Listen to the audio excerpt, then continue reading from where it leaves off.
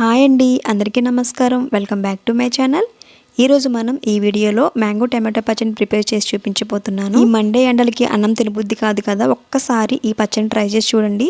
Plate మొత్తం ఖాళీ చేస్తారనమాట, అంత అద్భుతంగా ఉంటుంది. మామిడికాయ టమాటో జ్యూస్తో చేసిన ఈ మ్యాంగో టమాటో పచ్చడి వేడి వేడి అన్నంలోకి కలుపుకొని తింటే సూపర్ టేస్టీగా ఉంటుంది. చాలా సింపుల్ ఇంగ్రీడియంట్స్తో తక్కువ టైంలోనే ఈ పచ్చడిని ప్రిపేర్ చేసుకోవచ్చు. ఒక్కసారి చేస్తే మళ్ళీ మళ్ళీ ప్రిపేర్ చేసే అంత రుచిగా ఉంటుంది. ఇక స్టార్ట్ చేద్దాం.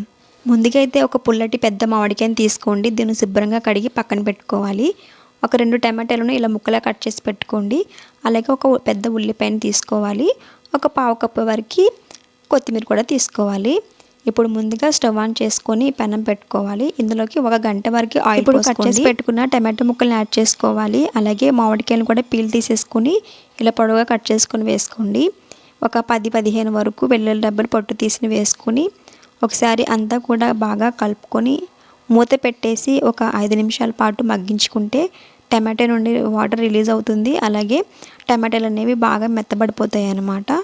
చూడండి, 5 నిమిషాల తర్వాత ఈ విధంగా చక్కగా మెత్తబడిపోయింది కదా. ఇప్పుడు స్టవ్ ఆఫ్ చేసేసి దీన్ని పక్కన పెట్టుకోవాలి. ఇది పూర్తిగా చల్లారి పెట్టుకోవాలండి. ఇప్పుడు ఇది పూర్తిగా చల్లారింది కదా, ఒక మిక్సీ జార్ని తీసుకోండి. ఇందులోకి ఈ మిశ్రమాన్ని మొత్తం కూడా వేసుకోవాలి. అలాగే కారం అనేది మనం ఇక్కడ ఒక పావు కప్పు వరకు వేసుకుంటున్నాము. కారం అనేది కొద్దిగా ఎక్కువగానే పడుతుందండి. రుచికి తగ్గ ఉప్పును వేసేసుకొని మూత పెట్టేసి మెత్తగా గ్రైండ్ చేసుకోవాలి.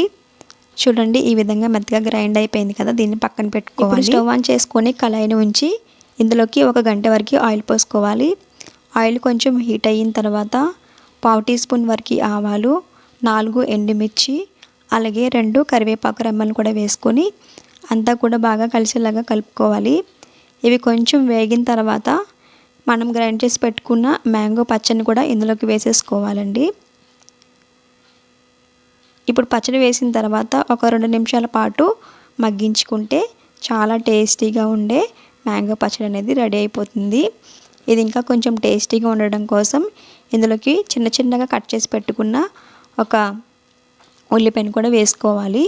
అలాగే సన్నగా తరిగి పెట్టుకున్న కొత్తిమీర కూడా వేసుకోవాలి.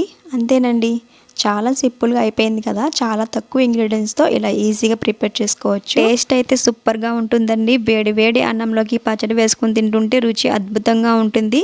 వేసవిలో తప్పకుండా ట్రై చేయవలసిన రెసిపీ. వీడియో నచ్చినట్లయితే మీరు కూడా మీ ఇంట్లో ఒకసారి ట్రై చేయండి. మీకు ఎలా కుదిరింది అనేది కామెంట్ సెక్షన్లో పోస్ట్ చేయండి. మీ ఫ్రెండ్స్ అందరికీ కూడా షేర్ చేయండి.